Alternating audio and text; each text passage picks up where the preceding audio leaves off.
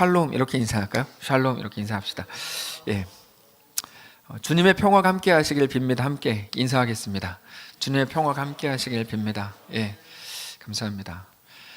이제 우리가 약속했던 8월이 지나고 9월이 돼서 이제 타일을 하고 이렇게 예배하게 됐는데, 오늘 매우 중요한 말씀입니다. 우리가 가진 소망에 관하여라는 주제인데, 이 말씀을 통해서 우리에게 주신 하나님의 음성을 함께 듣기를 원합니다. 자, 지난주 말씀을 한번 기억을 해 보십시오. 바울은 하나님의 약속을 받았죠. 사도행전 23장 10절에서 로마에서 예수의 부활을 증언해야 된다. 이게 이제 그 약속의 내용이었습니다. 단순한 이제 그 내용이었지만, 쉽게 생각할 때 그러므로 너는 로마까지 가는 길에 죽지 않는다. 이거는 뭐 너무 쉽게 생각할 수 있는, 이제 거기 바탕으로 깔려 있는 전제 중에 하나죠. 하나님의 말씀을 따라서 바울이 가는 모든 로마, 루시아, 벨릭스, 베스도 앞에서 예수의 부활을 증언을 했습니다. 아주 바울은 잘했죠. 근데 그 결과는 무엇이었습니까? 그들의 회심이나 혹은 그들의 어떤 변화가 아니었고, 고작 아주 별것 아닌 취급을 받는 것이었습니다. 바울이 살아있다고 주장하는 예수라는 죽은 자에 관한 문제 정도라고 베스도가 한마디로 이제 정의를 내리죠. 뿐만 아니라 로마 총독은 하나님의 약속에 따라서 선포한 바울의 복음에 관심을 두지 않았고, 누구에게 관심을 갖습니까? 아그리빠와 버니게라는 여자에게 관심을 갖죠. 어떻게 생겼니? 뭐 하는 사람이지? 그러면서 관심을 가졌죠. 그거는 바울이 볼 때 매우 실망스러운 결과물입니다. 우리는 하나님의 일들을 감당할 때 예수 부활의 증거들이 우리 삶에도 막 나타나기를 원합니다. 네, 막 일어나기를 원해요. 우리가 딱 손 얹고 기도하면 막 이렇게 되고, 막 이렇게 하면 또 막 이렇게 되고, 이게 우리가 꿈꾸는 일이에요. 근데 자주 우리가 기대하는 것과 다른 결과물을 받아들일 때가 있습니다. 그때 한 가지를 기억해야 된다고 지난주에 말씀을 드렸죠. 뭡니까? 하나님은 우리들에게 주도권을 주시는 방식으로 하나님 나라를 이루시지 않는다는 것입니다. 하나님은 언제나 우리 삶에 대해서 하나님 자신이 주도권을 가지십니다. 근데 우리는 이것이 불만일 때가 있습니다. 왜 나에게 주도권을 주시지 않는가? 왜 내가 원하는 대로 이끌지 않는가? 그래서 심지어 어떤 사람들은 왜 하나님이 하나님 노릇을 잘 못하는가? 분명히 이렇게 간절히 기도하면 응답하신다고 해놓고 왜 하시지 않는가라고 따지는 경우도 많습니다. 그러나 솔직하게 생각해 보면, 불완전한 우리에게 하나님이 만약 주도권을 맡기신다면 그거야말로 가장 불안한 일이겠죠. 우리가 불완전한데 우리한테 주도권을 맡겨요. 얼마나 불완전한 일입니까? 예. 하나님은 우리가 우리의 기대와 소원에 갇히지 않기를 원하십니다. 하나님은 우리의 기대와 소원보다 더 크고 완전하신 분입니다. 우리가 이 땅에서 예수를 믿는다는 것은 우리의 어떤 죽으면 천국 간다라는 식의 막연한 기대를 갖는다는 말이 아닙니다. 우리가 예수를 믿는다는 말은 나보다 더 완전하시고 나보다 나를 더 사랑하시는 우리 하나님이 나와 지금 함께 하시고, 내 삶을 하나님의 목적과 이끄심과 계획 안에서 가장 완전한 구원으로 이끄신다는 사실을 믿는 겁니다. 그게 예수를 믿는다는 말의 의미입니다. 결국에 우리의 믿음이라고 하는 건 상황에 대한 믿음이면 안 된다 그랬죠. 상황에 대한 믿음이 아니라 하나님을 믿는 믿음이 우리에게 허락된 믿음이고 도전하시는 믿음입니다. 그리고 그 믿음은 그러므로 어떤 상황에서도 고백되어야 하는 거죠. 어떤 상황에서도. 그리고 하나님께서는 사도행전이 끝나가고 있는 지금 바울 역시 그렇게 이끌고 계시는 것입니다. 하나님의 주도권 안에서 바울의 사역과 삶이 그렇게 이루어지고 있는 거죠. 그 하나님의 주도권 아래에서 오늘 본문에 보면 아그리빠 앞에 서 있죠, 바울이. 그러니까 바울은 어떨 수 있습니까? 더 믿음으로 담대하게, 당당하게 서 있을 수 있는 거죠.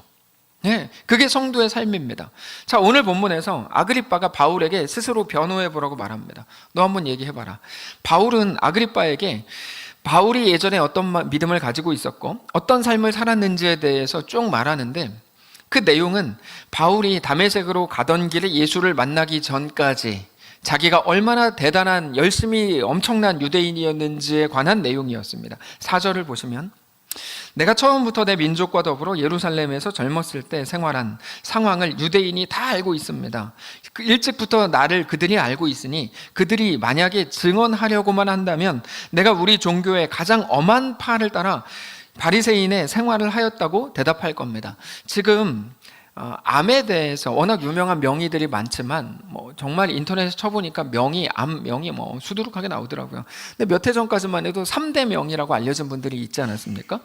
근데 그분들의 특징은 자기가 직접 암에 걸렸던 분들이라는 거죠.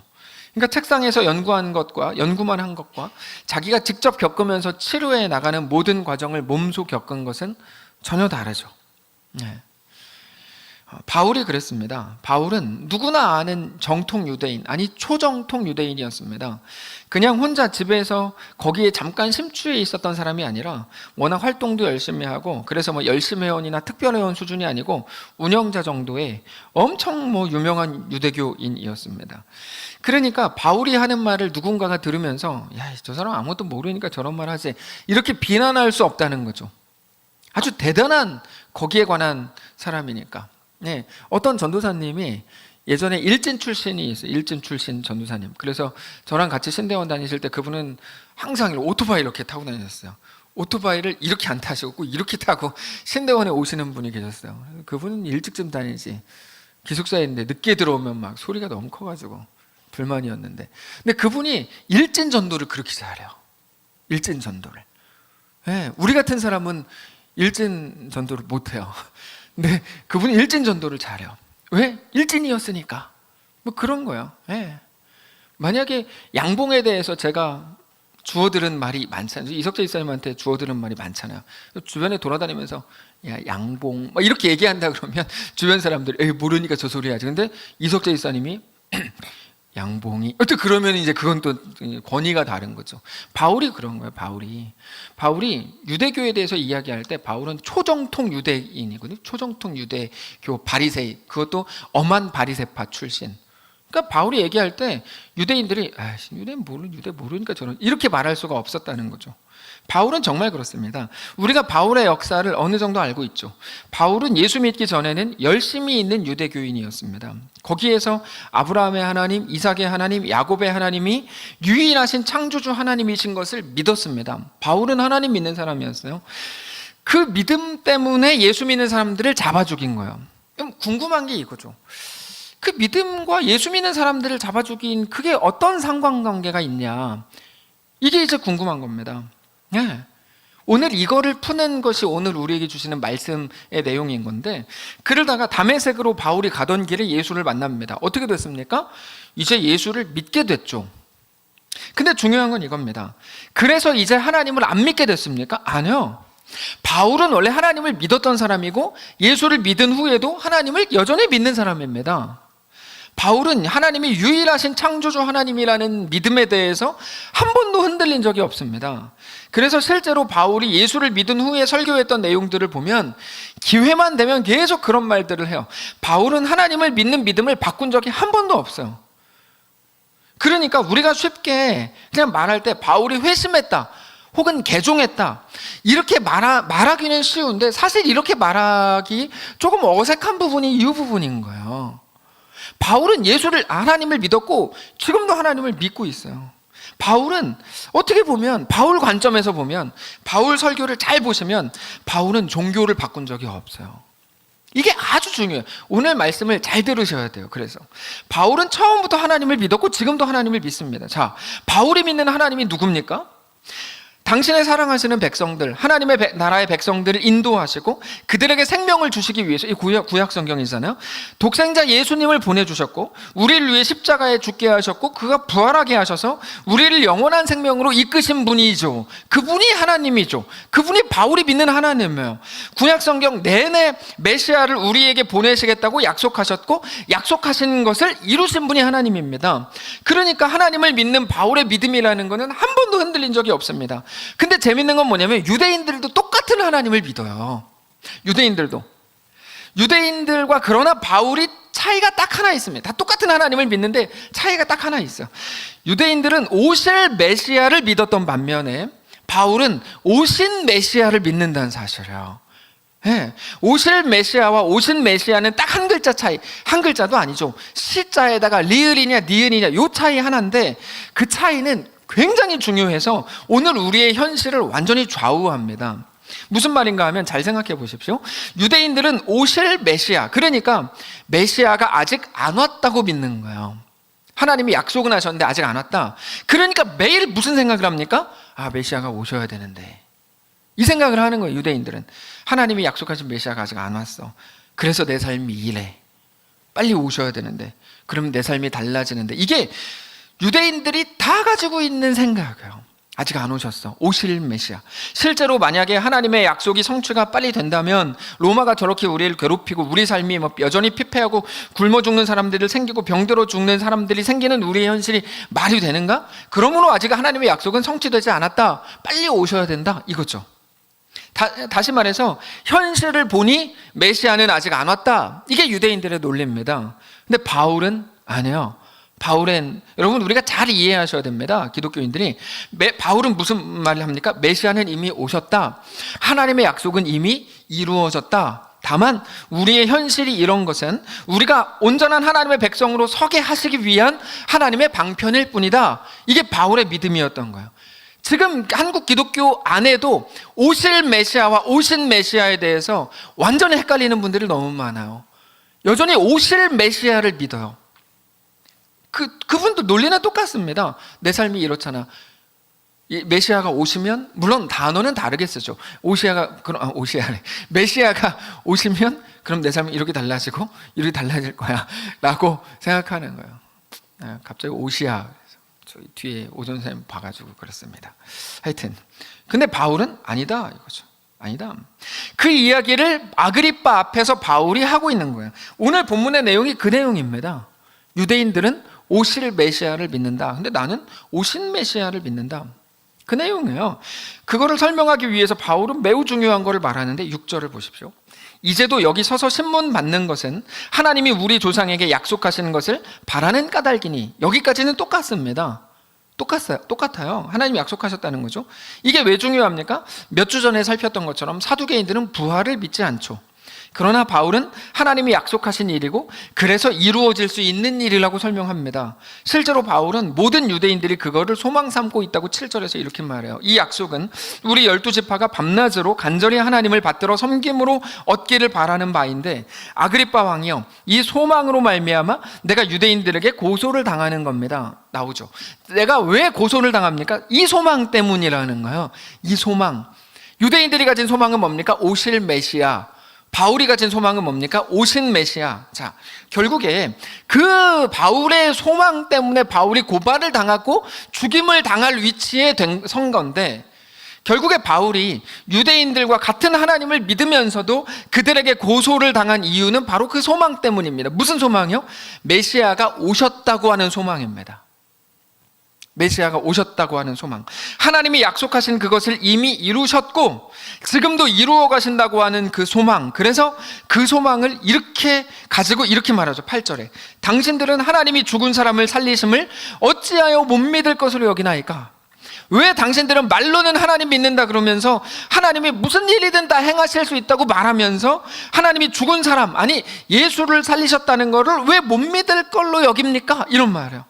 근데 바울도 처음에는 못 믿었죠. 하나님의 약속이 아직 성취 안 됐다고 생각했기 때문입니다.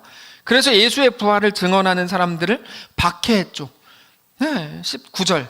나도 나사렛 예수의 이름을 대적하여 많은 일을 행하여야 될 줄 스스로 생각하고 오신 메시아를 안 믿고 오실 메시아를 기억해서 10절 예루살렘에서 이런 일을 행하여 대제사장들에게 권한을 받아가지고 많은 성도들을 옥에 가두고 또 죽일 때 내가 찬성 투표를 했고 스데반 죽일 때 그랬죠.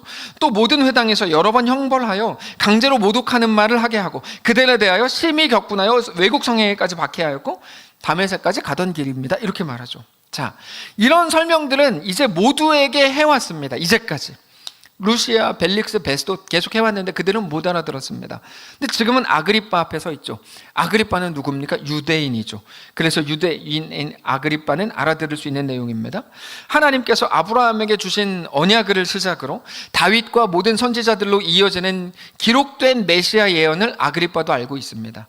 메시아 예언은 단지 메시아가 온다 그런 정도가 아니라 메시아의 오심은 그의 죽으심과 부활로 이어지는 거죠. 자, 메시아가 오실 거라고 하는 그 기다림의 마음은 똑같은데 그래서 사실 소망에 관한 구체적인 내용이 달라요. 결국에 오늘 우리에게 도전하고 질문하기를 원하는 건 뭐냐면 우리가 가진 소망에 관하여 어떤 것을 가지고 있습니까? 라고 묻고 있는 겁니다.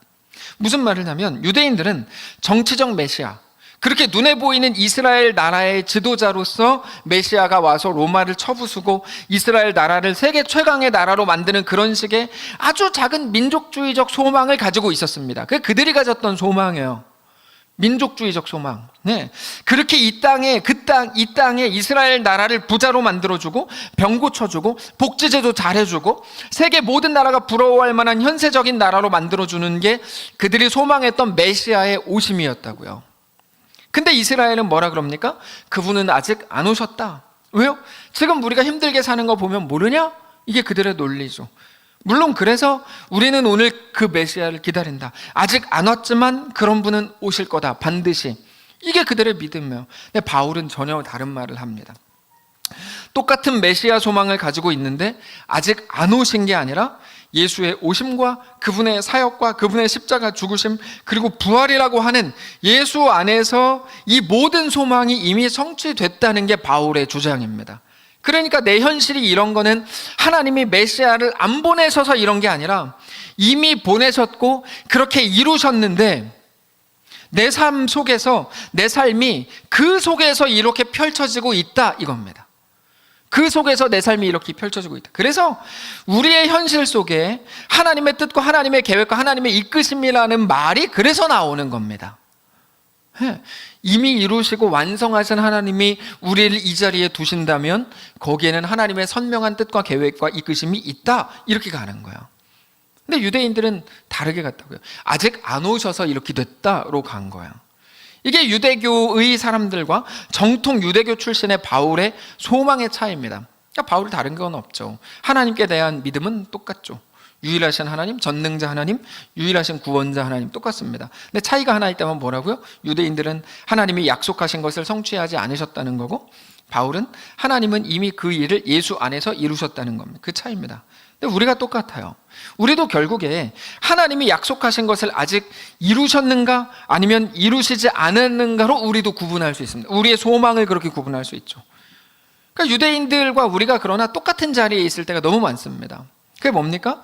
우리도 여전히 이 땅에서 더 안정을 구하고 우리가 속한 그곳이 더 살기 좋은 곳, 더 다른 사람들에게 칭찬받고 인정받는 곳, 더 부러움의 대상이 되는 곳이 되기를 원합니다. 그게 유대인들과 똑같은 소망이에요. 그거를 소망한다고 말해요.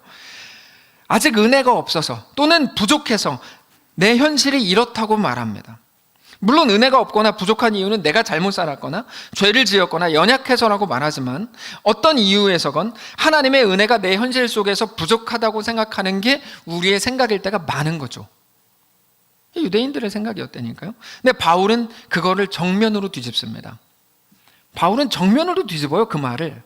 그래서 유대인들과 바울이 소망이라는 똑같은 단어를 쓰지만 그 내용과 본질에 있어서는 완전히 달랐던 것처럼 우리도 성경에서 사용하는 소망이라는 단어를 똑같이 쓰지만 여전히 그 소망이, 우리의 소망이 이 땅에 갇혀있는 유대교식 소망일 때가 너무 많다는 것입니다. 근데 그렇게 하면 우리는 이 땅이 절대로 천국일 수가 없어요. 왜요? 우리의 욕심과 기대는 늘 현실보다 크기 때문입니다. 우리는 늘 더 많은 것을 구합니다. 네. 우리는 로또에 당첨되고 싶습니다. 아니 생각을 한번 해보세요. 로또건 뭐건 20억 정도가 우리 통장에 들어오면 좋겠어요. 좋겠어요. 그럼 진짜 의미 있고 가치 있게 쓸 자신이 있어요. 그렇죠? 있다고 해야죠. 있어요. 근데 그렇게 해서 빚도 다 갚고 집도 하나 샀고 필요한 거 샀고 남은 돈은 의미 있게 썼다고 칩시다. 그래서 5억 남았어요. 네. 그러면 그 돈으로 얼마나 더 살 수 있을까요? 얼마 전에 하나님이 주셨던 20억이 또 생각나겠죠. 5억밖에 안 남았는데. 그러면 그럼 하나님이 처음부터 100억을 주시면 될 거 아닙니까? 이게 말입니까? 당락입니까? 돈의 액수의 차이가 아니잖아요. 우리는 지금 이것만 있으면 된다, 이만큼만 있으면 된다고 생각하지만 그렇지 않죠. 왜 그렇지 않습니까? 우리의 욕심과 기대가 그것보다 크기 때문입니다. 현실보다. 왜요? 우리는 앞으로 얼마든지 더 살아야 되니까. 아니 얼마나 더 살게 될지 모르니까. 근데 그게 매일 똑같은 기도로 우리에게서 반복됩니다. 이 일만 해주시면 된다 이거죠. 이것만 고쳐주시면 된다 이거야. 그러면 소원이 없겠다는 뻥을 막 치죠, 하나님께. 이것만 해주십시오. 소원이 없겠습니다. 하나님 모르십니까? 다 알죠. 그렇게만 해주시면 더 이상 이제 아무것도 안 구하겠습니다. 저 이제 멋도 안 부리고 그냥 교회 가서 그냥 살면서 기도만 하면 살겠습니다. 뻥이죠. 이제 진짜 멋도 안 부리고 평생을 교회 살면서 봉사하겠습니다. 하나님은 우리에게 평안을 약속하셨는데 아직 하나님이 그 평안을 주시지 않은 것 같으니까 그거 주십시오. 그거 달라고 하면서 소망이라는 단어를 그때 씁니다. 근데 소망이라는 말은 그렇게 쓰는 말이 아닙니다. 그렇게 쓰는 말이 아니에요. 그럼 소망은 언제 쓰는 말입니까? 하나님은 이미 우리 속에 모든 걸 이루셨고 보내셨고 성취하셨는데 그거를 믿는 게 소망입니다. 이미 이루신 하나님의 놀라운 은혜, 이미 성경과 역사 속에서 보여주신, 성취하신, 우리에게 알게 하신 그 은혜와 하나님의 완전한 이루심을 믿는 게 소망입니다. 소망은 바라본다는 뜻이거든요. 무엇을 바라볼 것인가? 완성되지 않고 이루어지지 않은, 완성될 것 같은 내일을 바라보는 것을 소망이라고 써요, 사람들이. 근데 성경이 말하는 소망은 그게 아니에요. 내일을 보는 게 아니라 오늘 하나님을 보는 게 소망이에요. 성경이 말하는 소망은.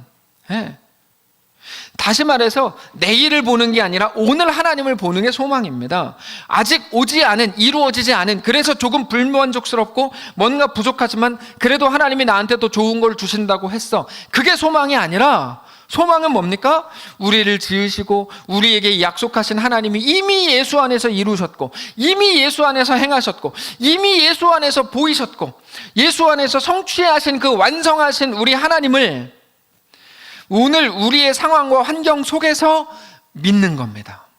그게 소망이에요. 우리 주님을 그렇게 바라보는 거예요. 그게 예수 안에 허락된 소망입니다. 우리 하나님은 오늘 우리에게 그거를 말씀하시는 겁니다. 주를 바라봐라. 십자가를 기억해라. 하나님은 애굽을 치셨고 홍해를 가르셨고 만나와 메추라기를 주셨고 요단강을 건너게 하셨다. 그러니까 그 하나님이 우리 삶에도 그런 일을 이루실 거다. 그러면 우리 삶은 좋아질 거다. 그게 아니라 내 삶에도 만나와 메추라기를 주십시오. 그게 아니라 그거를 이미 이루셨다는 거예요. 이미 완성하셨다는 거예요. 우리 삶이 만족스럽지 않은데요? 알아요. 근데 그게 확실한 완성이에요. 왜요? 이미 시작된 하나님의 역사가 우리 속에서 여전히 이루어지고 있기 때문입니다. 그래서 늘 말씀드리지만 로마서 8장 32절에서 찾아봅시다. 로마서 8장 32절 이렇게 말씀합니다. 로마서 8장 32절 250페이지 신약성경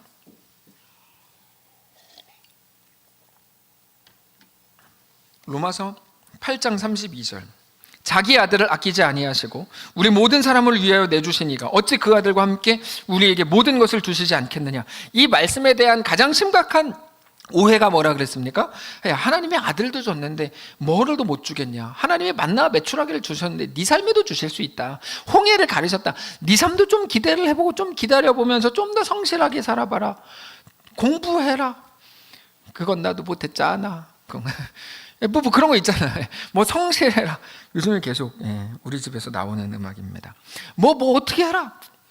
기다려봐라.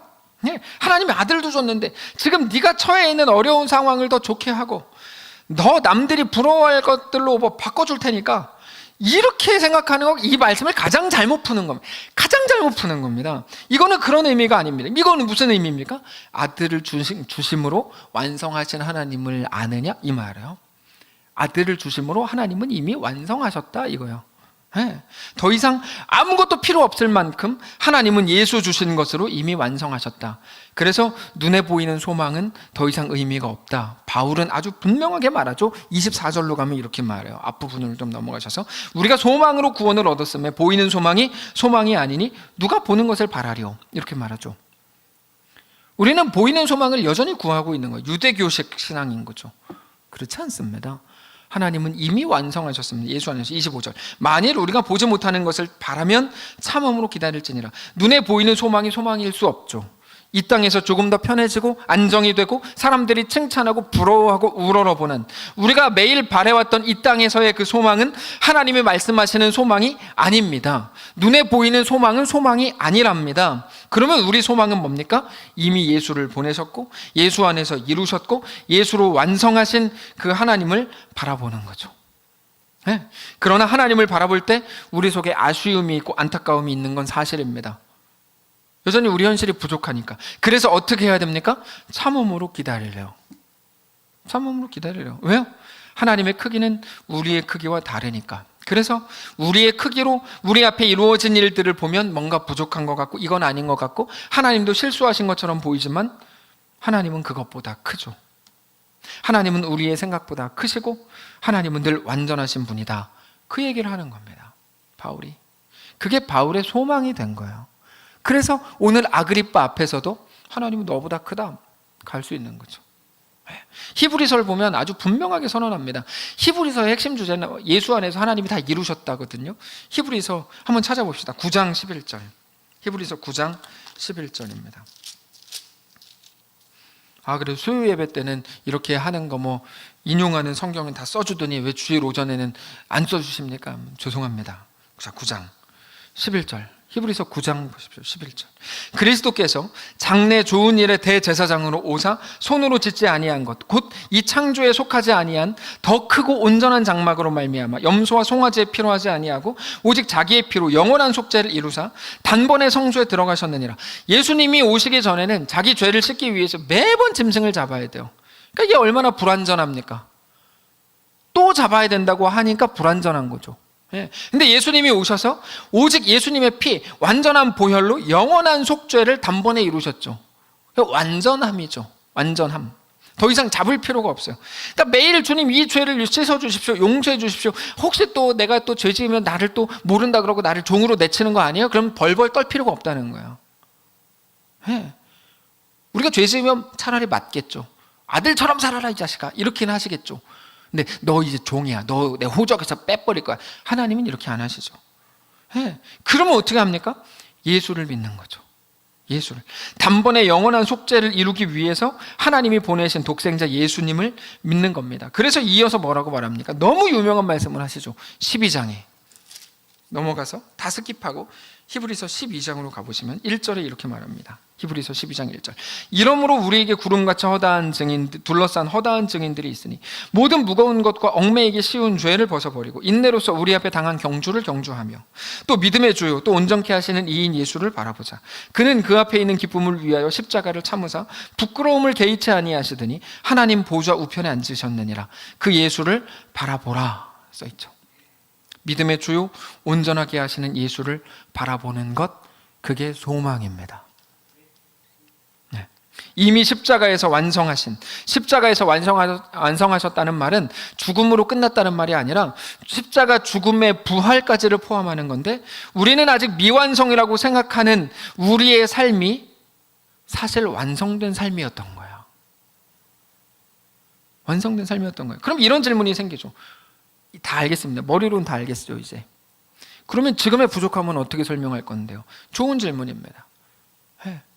내가 지금 힘들고 돈 없고 뭐 경제적으로 힘들고 건강이 나쁘고 어떻게 설명할 겁니까? 좋은 질문입니다. 정답은 뭡니까?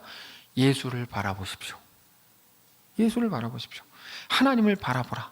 그거를 소망이라고 부르는 거고 바울은 지금 그거를 말하는 겁니다. 그래서 사실 오늘 본문에서 그게 마치 오늘 본문에서 아그리빠의 재판을 기다리는 바울의 모습을 통해 더 선명하게 드러나는 거예요. 왜요?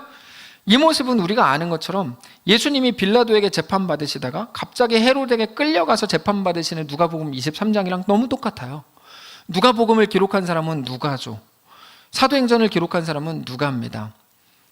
같은 기억을 가지고 똑같이 기록하고 있는 거예요. 예수님을 죽이려던 유대인 무리가 예수님을 빌라도에게 끌고 가서 사형을 선고하라고 재촉합니다. 그때 빌라도는 자기 입으로 사형을 결정하고 싶지 않았죠. 자기가 책임져야 될 것 같으니까. 이 일이 어떻게 될지 모르는데 자기가 큰 책임을 지는 거에 대한 부담이 있었기 때문입니다. 그래서 예수님의 이 갈릴리 출신인 걸 확인하고 나서 예수님을 그 관할 담당자인 헤롯에게 보냅니다. 헤롯은 워낙 미친 사람이었기 때문에 예수님을 그저 희롱하고 웃음거리로 만들고는 다시 빌라도에게 보내죠. 이거를 다 보고 기록한 누가가 다시 보니까 바울을 이끄시는 하나님의 이끄심이라는 게 예수님이랑 너무 비슷하더라 이거야. 예수님이 십자가에서 완성하신 그 길로 바울이 가고 있더라. 야, 저거라는 말은 저 상황을 말하는 건데 저거 똑같네 이거죠. 근데 오늘 우리를 보고 똑같은 거야. 저 똑같네. 기독교인들은 다른 것들을 기대하지만, 예수님이 오신 것과 예수님이 걸으신 길과 다른 길을 하나님께 요구하지만, 우리의 삶을 보니 너무 똑같은 거야. 예수님이 걸으셨던 그 길, 신자들이 걸었던 거, 바울이 걸었던 길과 너무 똑같은 길을 우리가 걷는 거죠. 그래서 오늘 본문에서 로마 총독이 바울을 유대인의 왕 헤롯에게 보내는 장면을 기억하게 하는 거죠. 우리로 하여금 똑같구나, 저거다. 성도가 가는 길이라는 건 예수님이 걸으신 길과 너무 똑같구나. 근데 그 길은 이미 우리 주님이 완성하신 길이구나. 하나님이 예수 안에서 성취하신 길이구나. 정말 그렇습니다. 완성됐습니다. 십자가에서 이미 완성됐습니다. 하나님은 그 놀라운 일을 이미 시작하셨죠. 단지 약속하시고 기다리고 계시는 게 아니라 이미 하나님의 구원은 시작됐다. 그거를 이렇게 말씀하십니다. 이것만 찾고 마칩시다. 요한복음 16장입니다. 요한복음 16장 31절, 176페이지 신약성경. 요한복음 16장 31절, 176페이지 신약성경. 예수께서 대답하시되 이제는 너희가 믿느냐? 보라, 너희가 각각 다 제 곳으로 흩어지고 나를 혼자 둘 때가 오나니 벌써 왔도다. 그러나 내가 혼자 있는 것이 아니라 아버지께서 나와 함께 계시느니라. 여러분, 정말 놀라운 말씀 아닙니까? 내가 혼자인 것처럼 보이지. 왜요? 니네가 다 나를 떠났으니까. 세상은 나를 공격하니까. 우리와 그냥 똑같이 싱크로율 100%로 생각하시면 됩니다. 내가 혼자인 것처럼 보이지. 근데 아니다. 왜요? 하나님이 나와 함께 가신다. 이 말씀이 오늘 우리의 입술에도 담기게 되시기를 주님 이름으로 축복합니다. 혼자 있다고요? 한국교회가 지금 비난받고 조롱받으니까 혼자라고요? 아니요. 세상은 하나님도 우리에게 이제 무관심한 것처럼 우리를 그렇게 봅니다. 아니, 우리 자신도 우리 스스로에게 일어난 일들을 보면서 하나님 나에게 침묵하신다, 하나님 나에게 관심이 없다고 생각할지도 모릅니다. 근데 그렇지 않답니다. 하나님 지금 우리와 함께 하신답니다. 왜요? 하나님이 선지자들을 통해 약속하시고 십자가 부활로 성취하신 하나님의 놀라운 일하심이 오늘 우리 속에 여전히 함께하고 있기 때문입니다. 그래서 이렇게 말씀하세요. 16장 33절 한 목소리로 읽읍시다. 함께 16장 33절 시작. 이것을 너희에게 이르는 것은 너희로 내 안에서 평안을 누리게 하려 함이라. 세상에서는 너희가 환난을 당하나 담대하라. 내가 세상을 이겨노라. 아멘. 너희로 내 안에서 평안을 누리게 하려 함이라. 세상에서 너희가 환난을 당하나 담대하라. 내가 세상을 이겨노라. 여러분, 이겼다는 과거형이죠. 근데 우리는 매일 그거를 미래형으로 씁니다. 유대교와 바울의 차이가 여기서 나오는 겁니다. 유대교의 차이, 유대교의 그 표현법은 미래예요. 오실 거다. 그래서 내 삶이 이렇다. 근데 바울은 안 해요. 과거형이에요. 오셨다. 네. 승리를 이루셨다. 여기서 이제 차이가 있는 거예요. 우리는 매일 그럼에도 불구하고 여전히 미래형으로 쓰죠. 우리 문제가 여기서 발생합니다. 정확히 말하면 우리는 승리할 것이다가 아니라 승리했다가 맞습니다. 우리가 승리한 게 아니죠. 하나님이 예수 안에서 승리하셨죠. 하나님이 우리 똑같이 이루시죠. 아니, 여전히 힘들다니까요. 맞아요. 근데 우리는 이미 승리한 자입니다. 승리하신 우리 하나님 아버지가 우리 편이신 것을 믿으셔야 됩니다. 그래서 우리는 이미 아버지께서 승리하신 그 경기를 살아가고 있는 중입니다. 아버지께서 승리하신 그 게임, 그 시선으로 오늘 우리 삶을 다시 바라보시기 바랍니다. 그게 바울이었어요. 그러니까 2년 견디는 거예요. 그러니까 그 길을 가는 거예요. 하나님이 승리하신 그 길로 바울이 걸어가니까 그 바라봄, 그 믿음, 그 소망이 오늘 우리에게 평안을 가져다 준답니다. 그게 성경이에요. 말씀을 정리하겠습니다. 우리는 매우 힘겨운 오늘을 살아가고 있습니다. 그거는 단지 코로나 때문이 아닙니다. 코로나 때문인 줄 알았는데요, 아니었어요. 코로나로 인해서 많은 것들이 그 실체를 드러냈기 때문이에요. 우리가 힘든 거는 코로나 뭐라고요? 코로나 때문에 많은 실체들이 드러났죠. 국가의적 위기, 삶의 위기는 얼마든지 올 수 있습니다. 그러나 이번 일로 잘 숨겨져 왔던 것들이 그 민낯을 드러내고 있어요.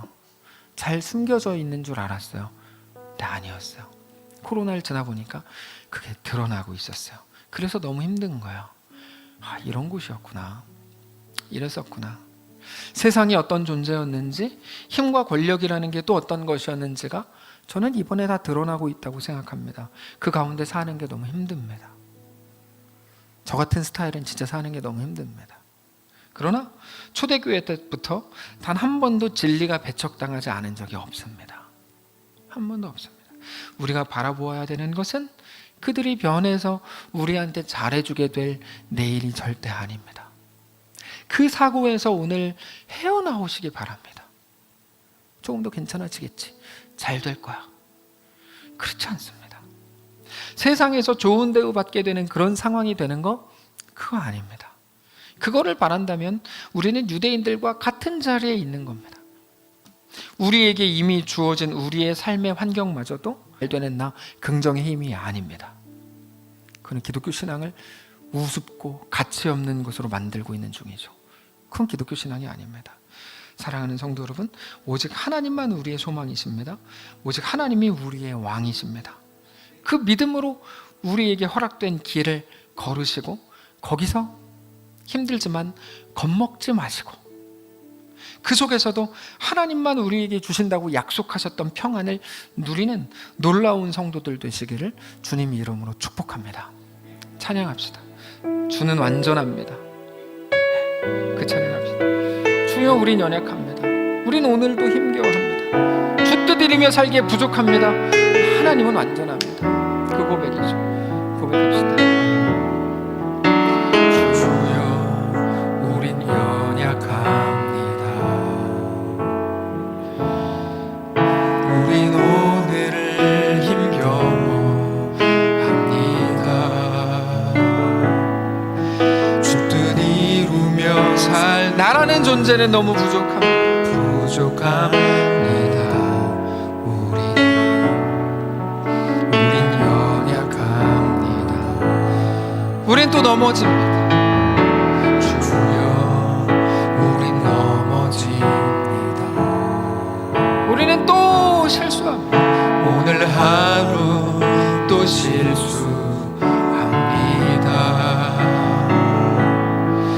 주의 긍휼을 구하는 죄인입니다. 주만 봐. 적의 소망이시오.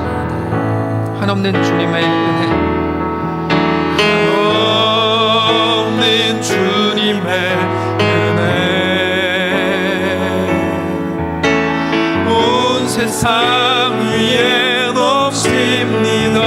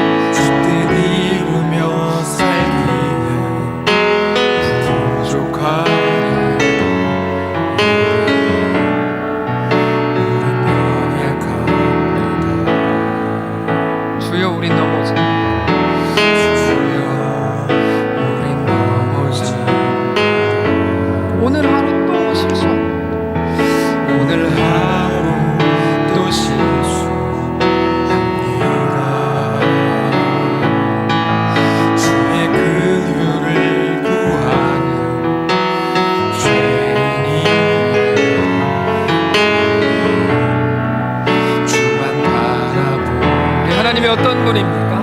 한없는 주님의 은혜,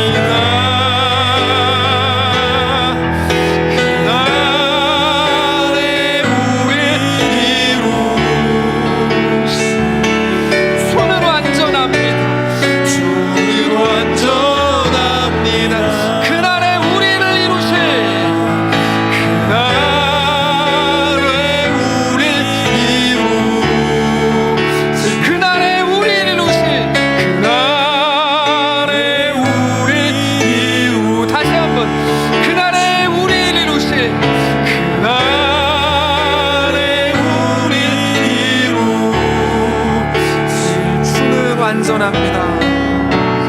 주는 완전합니다. 주는 완전합니다. 주는 완전합니다. 다시 한번 합시다. 주는 완전합니다. 주는 완전합니다. 완전하신 하나님을 믿으면서도, 믿는다고 하면서도 바울이 당신들은 그렇게 말하면서 왜 하나님이 이루실 일들을 못 믿습니까? 라고 따졌던 것처럼 우리도 하나님을 완전하시다고 믿는다고 하면서도 여전히 아직 아무것도 이루어지지 않았어. 내 삶은 불완전해 라고 생각했던 우리를 불쌍히 여겨주십시오. 하나님, 예수 안에서 이루시고 성취하시고 완성하신 하나님의 역사가 오늘 우리 삶에도 동일하게 이루어질 것을 믿습니다. 자기 아들도 아끼지 않으시고 우리에게 주신 하나님입니다. 그것보다 작은 것들을 구하면서 거기에 내 목숨을 걸겠습니다라고 주장했던 우리를 불쌍히 여겨주시고, 하나님이 예수 안에서 완성하신 그 완성이 오늘 우리 삶에도 여전히 지속되고 있음을 깨닫는, 그것을 바라보는 진정한 소망이 우리 속에 시작될 수 있도록 인도하여 주옵소서. 세상의 변화와 상황의 변화 때문에 우리는 두려워하는지도 모릅니다. 인간이니까 당연히 두렵죠. 근데 하나님, 내가 너희도 세상에 보낸다. 너희 혼자 보내지 않는다. 내가 세상 끝날까지 너희와 항상 함께 있다. 그러므로 담대하라. 내가 세상을 이기었노라. 이미 이긴 싸움이다. 말씀하시는 그 약속을 따라서 오늘 우리에게 허락된, 우리를 이끄시는 그 믿음의 길, 우리의 상황 앞에서 넉넉한 믿음으로 승리하게 하옵소서. 우리 성도들을 원하오니 그렇게 지켜주시고 그 믿음으로 붙들어 주시고 그 소망 가운데 함께하여 주시옵소서. 각자 있는 그곳에서 하나님의 놀라운 영광을 고백하는 사랑하는 성도들 되게 하옵소서. 우리 주인 되신 십자가에서 승리하신 부활의 첫 열매가 되셔서 너희도 나랑 똑같을 거다 약속하신 살아계신 우리 주 예수 그리스도 이름으로 기도합니다. 아멘.